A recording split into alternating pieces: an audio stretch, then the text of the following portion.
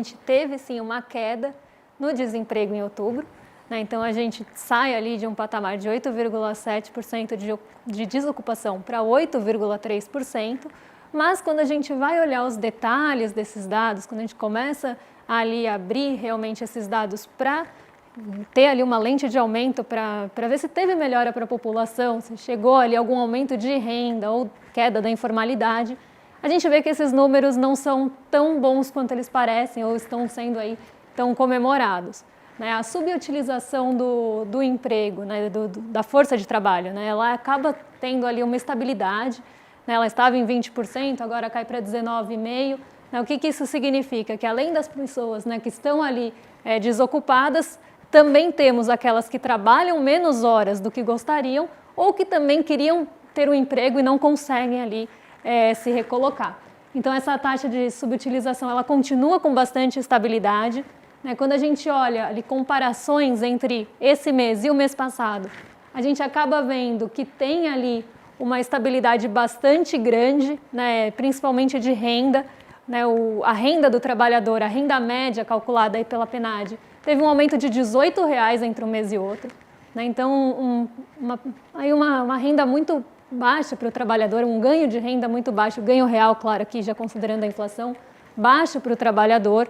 Né, a gente vê que, então, não chega, apesar da melhora dos dados, isso não chega para o trabalhador em forma de aumento salarial ou de uma renda mais robusta. Né, e aí a gente consegue ver isso com maiores detalhes aqui na tabela que a gente tem, que eu separei para vocês.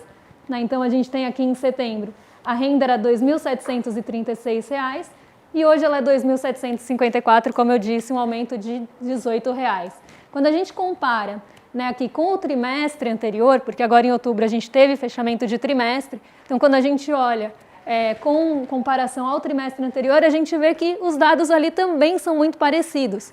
Né? Então, aqui colocando para vocês também acompanharem comigo, vamos ver aqui os dados trimestrais, mas a renda, por exemplo, teve um acréscimo de R$ 77. Então, em comparação ali ao trimestre que terminou em julho, a gente teve aumento de R$ 77. A subutilização, como eu disse, saiu de 20 para 19,50, então pouca mudança. Né? E a taxa de desocupação aí em 8,30 em relação a 9,10 no trimestre passado. Pontos importantes que eu acho que a gente tem que olhar aí para questões de desemprego.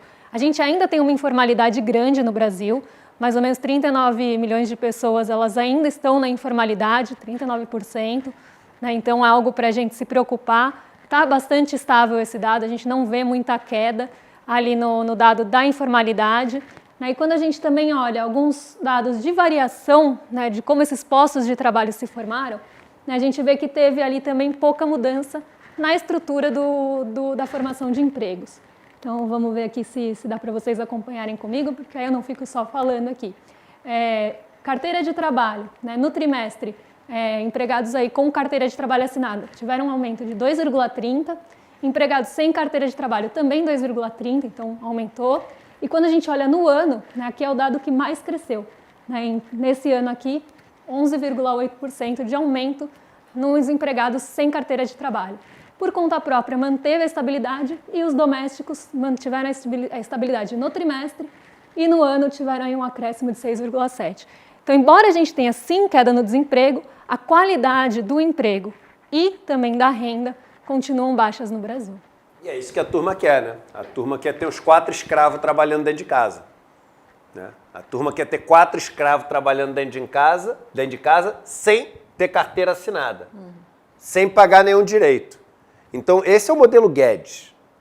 O modelo Guedes é um modelo onde, quando a economia crescer um monte, longe de estar crescendo um monte, mas quando ela crescer um monte, o que as pessoas vão ter é o respingo.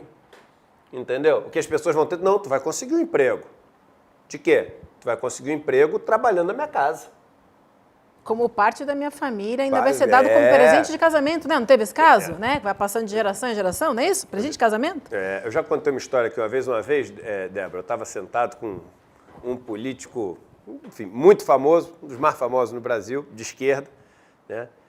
E aí ele me chamou para conversar, assim, a gente estava no almoço, né?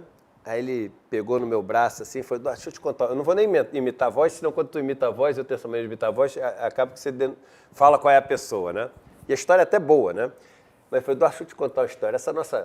Essa nossa turma de esquerda, não sei o quê, tu sabe que tem uma turma que vai só até a página 2, né? Teve uma vez que eu estava na casa de um companheiro nosso, não sei o quê, e aí a moça que trabalhava na casa dele lá, a empregada da casa, né, que é como as pessoas chamam, me chamou lá na cozinha, eu estava conversando com ela, aí de repente eu cheguei para ela e falei assim, pô, eles me falaram que você é como se fosse da família. Aí sabe o que ela me falou, Eduardo? Eu falei, o quê? Aí eu falei assim, então pergunta para ele se eu estou na herança. Pergunta se eu estou no testamento. É isso, né? É da família. É da família nada. Papinho aqui, ó, gogó. É da família, mas não assina carteira. É da família, mas ganha R$1.500 por mês. Entendeu? Então não é nada de família. Entendeu? Não é nada de família. Esse é o modelo Guedes. Quando ganha emprego, a economia, quando ganha renda, não sei, é tudo com uma qualidade muito ruim. E aí, quando você tem uma qualidade ruim, não é, Débora? Ela nunca é estrutural. Você nunca deixa que as pessoas abandonem sua classe para passar a participar de outra classe. Né? Você tem um sistema de castas. Isso aqui é um sistema de castas. Né? Então, aquela casta está um pouco melhor, mas segue sendo aquela casta. Entendeu? Nunca vai poder ser outra casta. Mas deixa eu perguntar uma coisa. Ó, consegui juntar. O Gessé me mandou uma notícia hoje. Falou, Eduardo, deixa eu te mandar essa notícia. Eu tô com a lombar, eu tô andando aqui. Tá. É o que dá para fazer, gente, aqui, ó. Mas o Gessé me mandou essa notícia falando assim, Eduardo, olha só essa notícia. Você está falando isso há alguns anos. Eu tô falando há uns 2 anos, tá? Do risco que era essa bolha das criptomoedas. No começo era ultra atacado, o pessoal vinha, vou passar com o meu iate, vou te dar tchauzinho quando eu estiver rico, e não sei o quê, tá com inveja, não entende. Aí repetia coisas que eles fazem uns cursinhos, e aprendem umas 4 frases ali.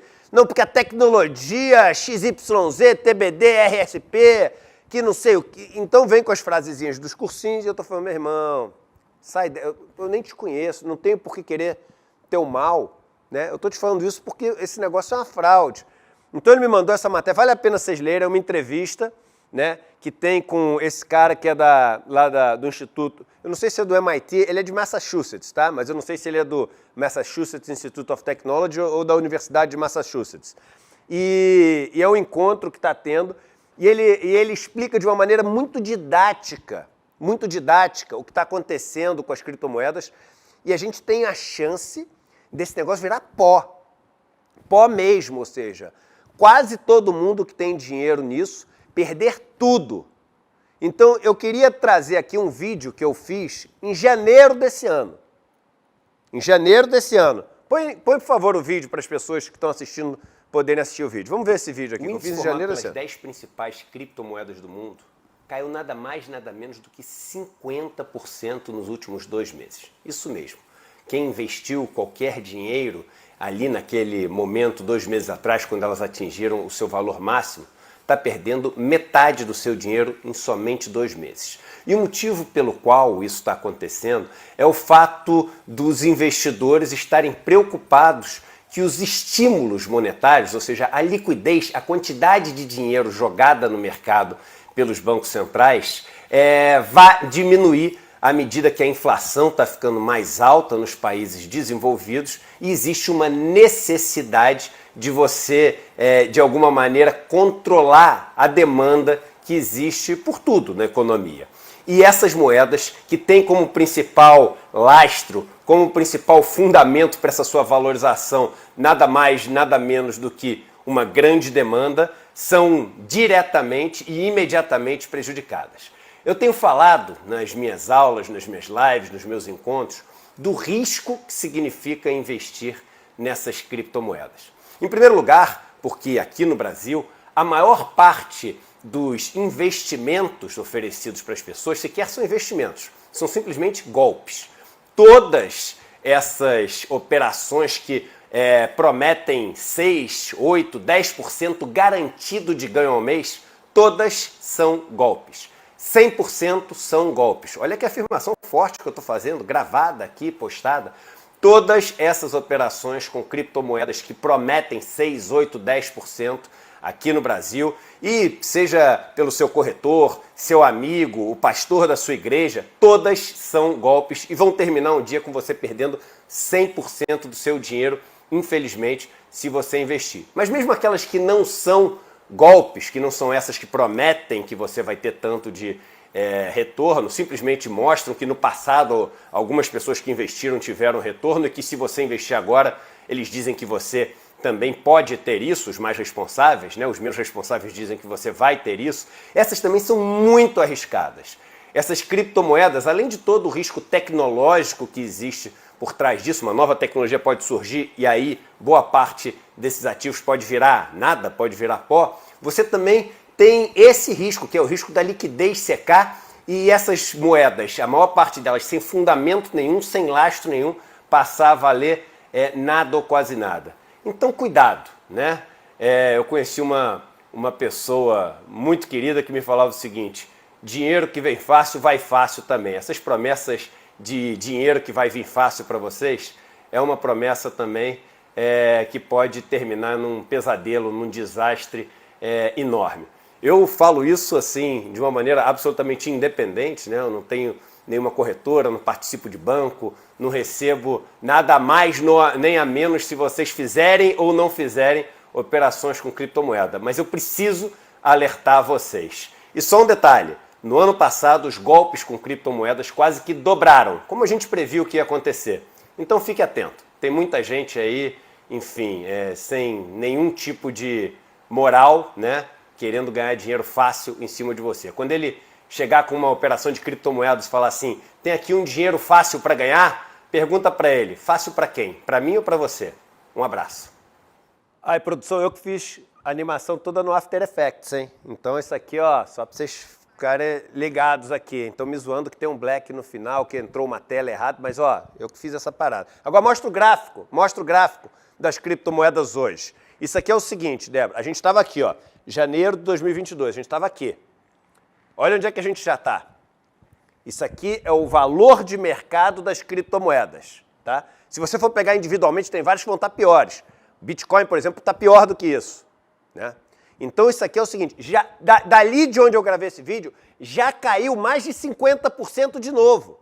Porque tudo que cai 90% pode cair 90% de novo. É um erro que as pessoas acham. Ah, caiu 90%, só pode cair mais 10%. Não! Quando você entra numa coisa que caiu 90%, você pode perder 90% de novo. Então, quando eu gravei aquele vídeo, esse negócio desmoronou ao longo desse ano. Gravei esse vídeo há um ano atrás. Agora eu queria convidar vocês para ler aquela matéria e lembrar desse vídeo. Está gravado aqui na live de hoje. Todos os pontos que eu falei. Todos os pontos.